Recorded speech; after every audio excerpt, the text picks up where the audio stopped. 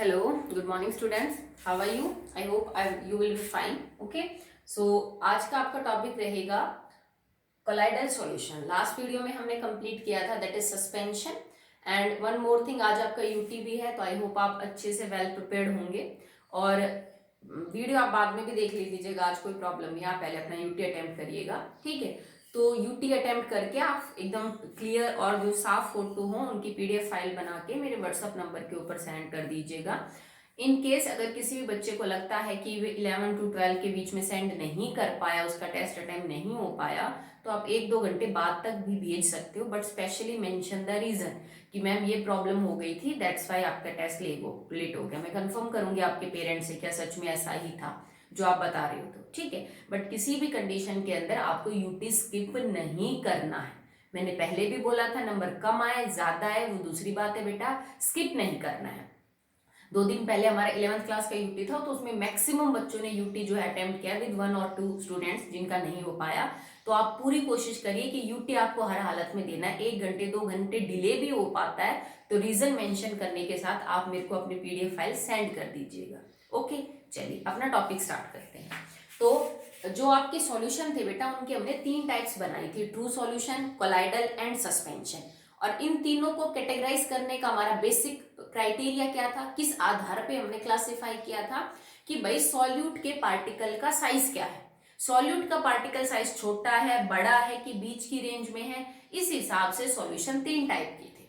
सबसे छोटा particle true का था, ठीक है. सबसे बड़ा पार्टिकल सस्पेंशन का था. तो अब वो सॉल्यूशन बच गए जिनकी रेंज बीच में है. ठीक है, ट्रू सॉल्यूशन का जो पार्टिकल था और सस्पेंशन का जो पार्टिकल था, सस्पेंशन का जो पार्टिकल था उसका जो साइज था बेटा वो 10 की पावर -7 मीटर या इससे ज्यादा.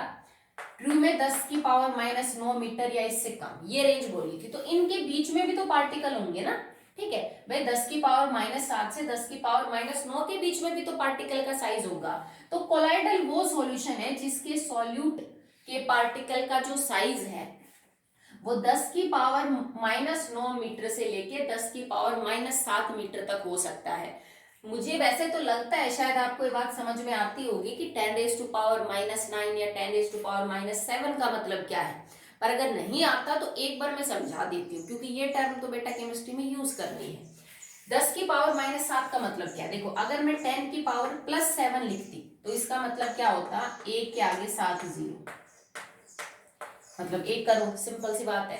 अगर मैं लिख दूं 10 की पावर 9 तो इसका मतलब मेरा आंसर होता 100 करोड़. भाई 9 जीरो लगानी थी, ठीक है, तो 100 करोड़ आपका आंसर आता. अब अगर आप इसको यूं लिख देते हो 10 की पावर -7 तो इसका मतलब ये होता है कि 1/10 की पावर 7. ठीक है, जब आप -1 किसी की पावर लगाते हो तो इसका मतलब 1/10 की पावर 7. और 1/10 की पावर 7 क्या है कि 1 को हमने भाग दिया है 1 करोड़ से. ओके, 10 की पावर -9 का मतलब क्या है, 1/10 की पावर 9. ओके, और इसको आप क्या कह सकते हो, 1 को हमने भाग दिया है 100 करोड़ से.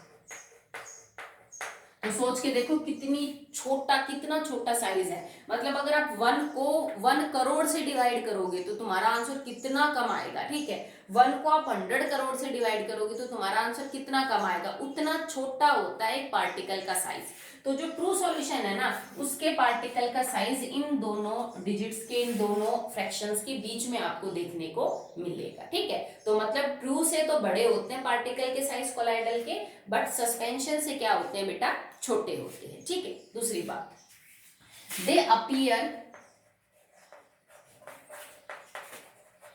होमोजीनियस. ये दिखने में आपको होमोजीनियस लगेंगे, आपको लगेगा कि इसमें तो कोई फेज अलग अलग नजर आ ही नहीं रही, सब कुछ बिल्कुल सेम है, एकदम क्लियर है. जैसे नमक और पानी का सॉल्यूशन बिल्कुल क्लियर लगता है, कहीं नमक पानी, 2 बाउंड्रीज 2 लेयर, कुछ नजर नहीं आती आपको. कोलाइडल सॉल्यूशन देखने में बिल्कुल ट्रू सॉल्यूशन जैसे लगते हैं, वो सस्पेंशन जैसे नहीं होते. जैसे चौक और पानी है, रेत और पानी है, जो अलग अलग नजर आएंगे वैसे नहीं दिखते. तो ट्रू सॉल्यूशन जैसी ही अपीयरेंस होती है कोलाइडल सॉल्यूशन की. They appear homogeneously but actually they are heterogeneous. Okay, but actually they are heterogeneous.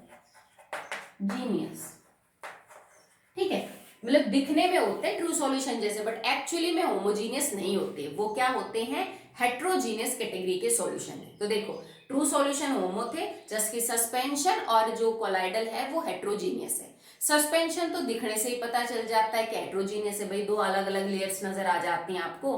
But जो कोलाइडल सॉल्यूशन है वो इंटरनली जब आप उसको डिटेल में स्टडी करोगे तो आपको हेट्रोजीनियस दिखेगा। शुरू में उसकी बाहर से अपीयरेंस आपको कैसी लगती है बेटा, होमोजीनियस लगती है। ठीक है, कोलाइडल सॉल्यूशंस को कई बार ट्रू सॉल्यूशन से अलग दिखाने के लिए, जैसे आप किसी सॉल्यूशन के बारे में बात कर रहे हो और वो कोलाइडल है, ठीक है, तो उस सॉल्यूशन को ये हिंट देने के लिए कि भाई जिस हम सॉल्यूशन की बात कर रहे हैं ना वो कोलाइडल है, तो कई बार कोलाइडल सोल को सिर्फ सोल लिख दिया जाता है। ठीक है, जैसे मैंने पहले भी कहा था, अगर कहीं पे सॉल्यूशन वर्ड यूज कर रहा है और ये नहीं बता रहा कि वो ट्रू है, कोलाइडल है कि सस्पेंशन है, तो वो सॉल्यूशन ट्रू सॉल्यूशन माना जाएगा। ठीक है, अगर वो किसी सॉल्यूशन की जगह सोल शब्द यूज कर रहा है, ठीक है, SOL, तो इसका मतलब वो एक कोलाइडल सॉल्यूशन के बारे में बात कर रहा है। ठीक है, तो सोल यूज किया जाता है कोलाइडल सॉल्यूशन के लिए। अगर सिर्फ सॉल्यूशन लिखा हुआ है तो इसका मतलब ये ट्रू सॉल्यूशन की बात कर रहा है। अगर स्पेशली मेंशन ही कर रखा है कि ट्रू है, कोलाइडल है, सस्पेंशन है, तो फिर तो बात ही नहीं है कुछ, फिर तो आपको सोचना ही नहीं पड़ेगा। ठीक है, नेक्स्ट देखिए, कोलाइडल सॉल्यूशन के अंदर बेटा जो हम सॉल्यूट और सॉल्वेंट लिख के चल रहे थे इससे पहले, सस्पेंशन और ट्रू में उनके नाम बदल दिए जाते हैं। बात तो वही है बट नाम दूसरे होते हैं कोलाइडल के केस में। One is dispersed phase and dispersed medium. Okay, in case of colloidal solution only.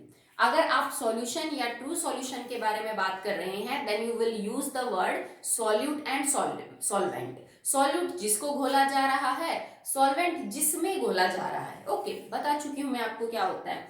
But अगर आपका सॉल्यूशन कोलाइडल है तो मैं सॉल्यूट और सॉल्वेंट के नाम बदल देती हूँ, बस और कुछ नहीं इसमें। तो डिस्पर्स फेज हम किसको बोलेंगे, सॉल्यूट को, और डिस्पर्स मीडियम किसको बोला जाएगा, सॉल्वेंट को।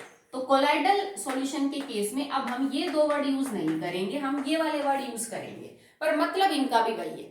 अगर किसी कोलाइडल सॉल्यूशन में डिस्पर्स फेज के बारे में वो कुछ बात कर रहा है तो मतलब वो आपको सॉल्यूट के बारे में बता रहा है। ठीक है, और अगर वो डिस्पर्स मीडियम के बारे में बात कर रहा है तो इसका मतलब वो किसके बारे में बात कर रहा है, सॉल्वेंट के बारे में बात कर रहा है। ओके, कई बार जो डिस्पर्स मीडियम है ना, वो अगर कोई पर्टिकुलर सब्सटेंस है या कोई, if it is a particular substance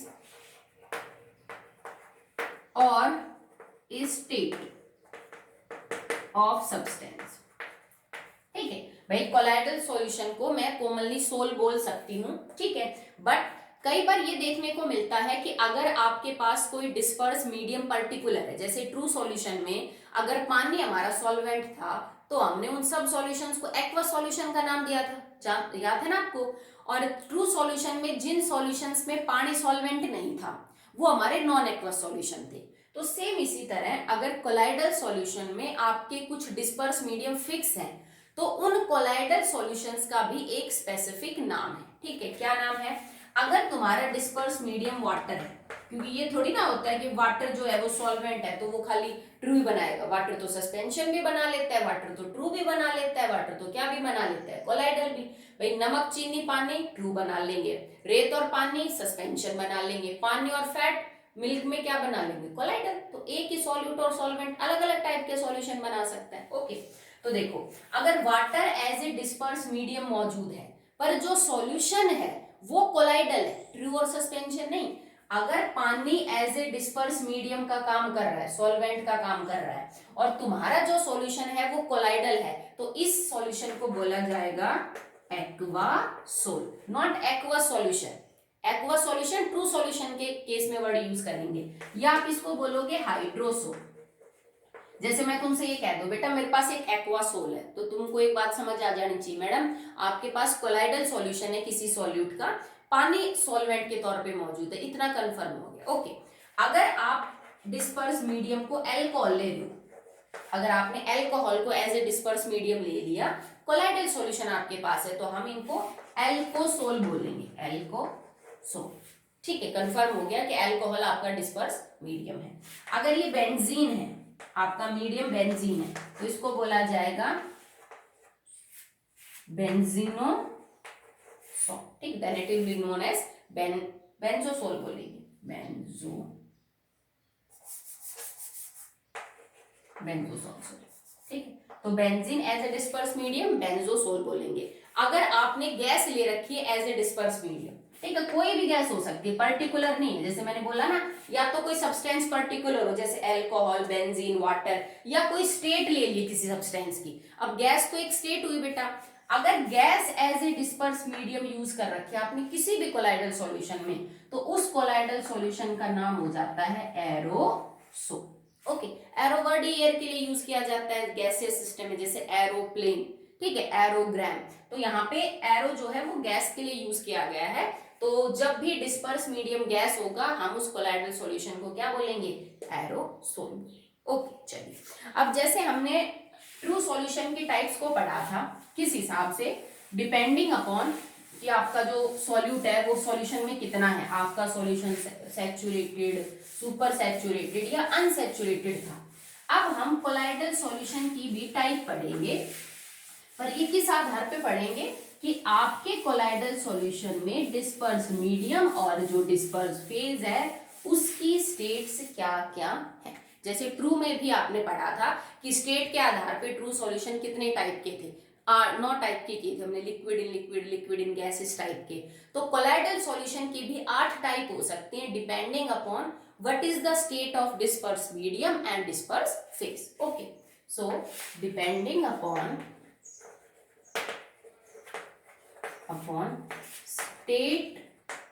states of disperse medium and disperse phase,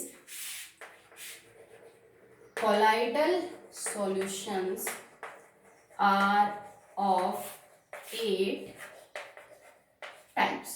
total 8 type के सॉल्यूशन आपको देखने को मिलेंगे इफ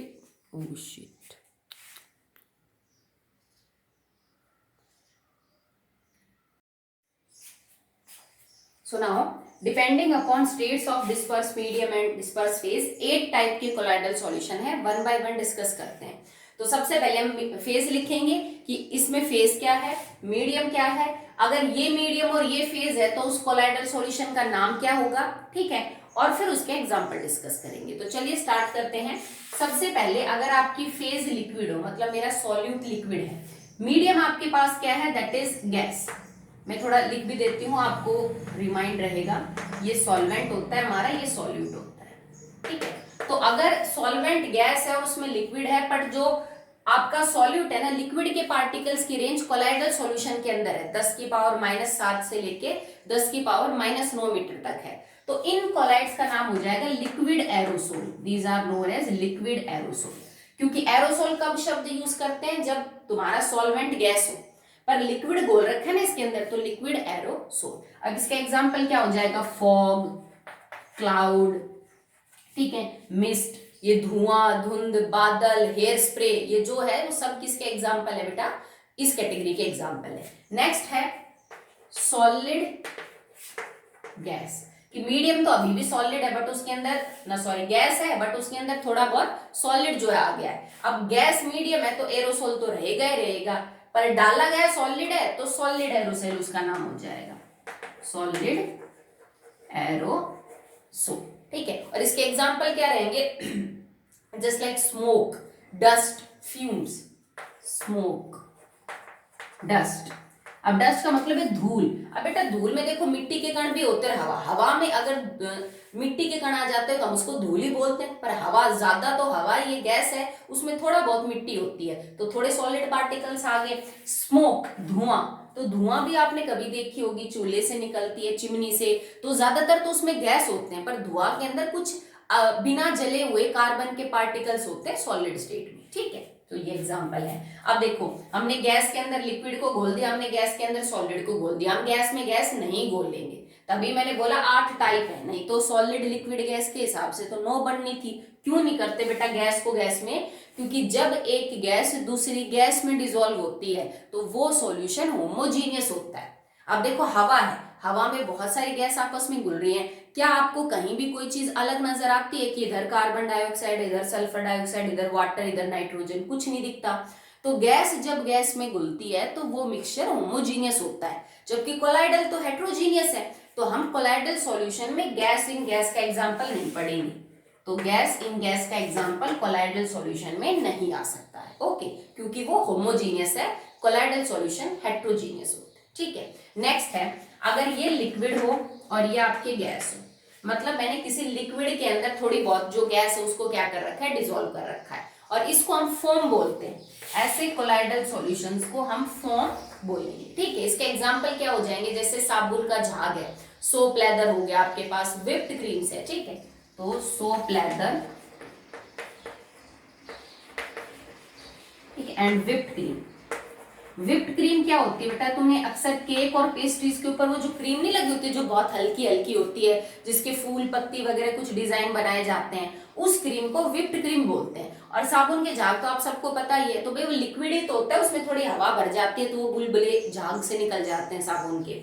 व्हिप्ड क्रीम में भी यही होता है, वो लिक्विड एक क्रीम होती है जिसके अंदर हवा को बहुत तेजी से भरा जाता है, तो वो क्रीम ऐसे फुली फुली नजर आती है। ठीक है, तो ये इसके एग्जांपल हो गए। नेक्स्ट है लिक्विड इन लिक्विड, कि भाई मीडियम भी लिक्विड हो और आपका जो फेज है वो भी लिक्विड हो, तो ऐसे कोलाइडल सॉल्यूशन को बेटा इमल्शन बोला जाता है। These are known as emulsion. और इसका सबसे बेस्ट एग्जांपल है मिल्क, जो हमारे घर में दूध है ना, उसका वो सबसे अच्छा एग्जांपल है कोलाइडल सॉल्यूशन में इमल्शन का।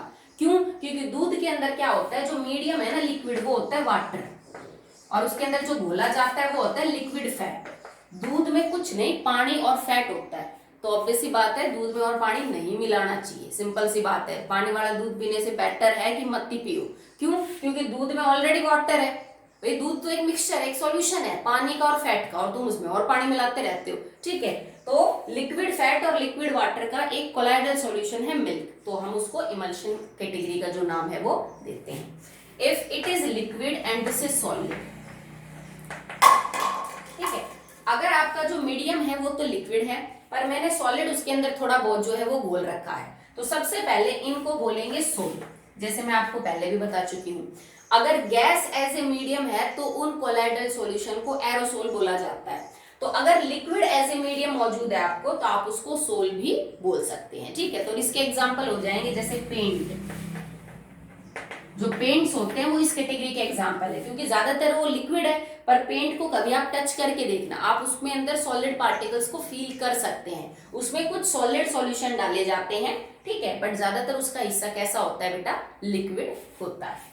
नेक्स्ट है, अगर आपका मीडियम तो सॉलिड हो पर आपने उसके अंदर गैस को डाल रखा हो।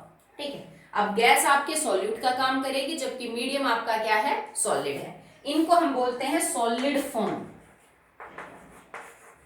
देखो फोम वर्ड हमने पहले भी यूज किया यहाँ, तो फोम शब्द कब यूज किया जाता है, when gas is dispersed medium phase, sorry, अगर तुम्हारी डिस्पर्स फेज जो है वो गैस है यहाँ और यहाँ, ये वाला तो होता ही नहीं ना, तो जब गैस आपकी डिस्पर्स फेज होगी तो शब्द यूज किया जाता है फॉर्म। जब gas as a disperse medium मौजूद होगी तो शब्द यूज किया जाता है एरोसोल। ठीक है, तो यहाँ पे हमने सॉलिड फॉर्म लिखा बिकॉज हम गैस को किस में डिसॉल्व कर रहे हैं, सॉलिड के अंदर डिसॉल्व कर रहे हैं। ठीक है, तो इसका एग्जांपल हो जाएगा फॉर्म, रबर, आइसक्रीम, तो जैसे आइसक्रीम है, झाग है, वो इसके एग्जाम्पल हो जाएंगे। क्योंकि देखो सॉलिड में थोड़ा बहुत गैस हमने डिसॉल्व किया, तो जो आइसक्रीम है वो सॉलिड ही होती है, पर वो फुली फुली हमेशा इसलिए नजर आती है क्योंकि उसके अंदर हमने कुछ गैस को अंदर डाला होता है, तब वो फ्लफी फ्लफी आपको नजर आती है। ओके, तो अब इसके अंदर दो कैटेगरी और बचती है आपकी,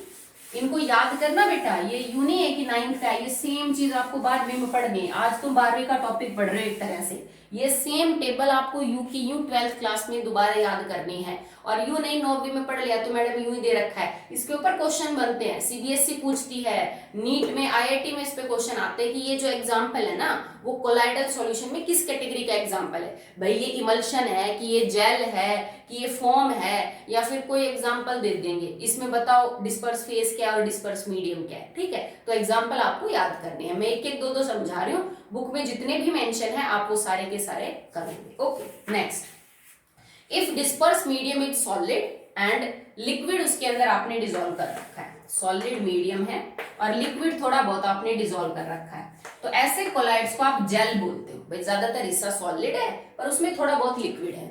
इसका एग्जांपल है जो बच्चे जेलीज खाते हैं, आपको ध्यान होगा जो बच्चे खाते हैं वो इसी कैटेगरी का है, चीज है, पनीर जो है, बटर है, वो सब इसी कैटेगरी का एग्जांपल है। जैसे मक्खन हमारे घर में मम्मी निकालती है तो यूजुअली वो सॉलिड है पर वो उसमें थोड़ा बहुत पानी जरूर आपको एंट्रैप्ड मिल जाएगा, थोड़ा बहुत लिक्विड आपको देखने को मिलेगा, ठीक है। अब लास्ट कैटेगरी बच गई, अगर आप सॉलिड को सॉलिड में डिसॉल्व कर रहे हैं कि मीडियम भी सॉलिड है और आपका जो फेज है वो भी क्या है, सॉलिड है, तो इनको बोला जाएगा solid sol, these are known as solid sol. और इसके एग्जाम्पल क्या हो जाएंगे, जैसे मोती हैं, कलर्ड ग्लासेस हैं, ठीक है, अलॉयज हैं, इसके क्या क्या एग्जाम्पल हो जाएंगे, अलॉयज है, क्योंकि अलॉयज में भी एक सॉलिड चीज को दूसरी सॉलिड चीज में ही डिसॉल्व किया जाता है।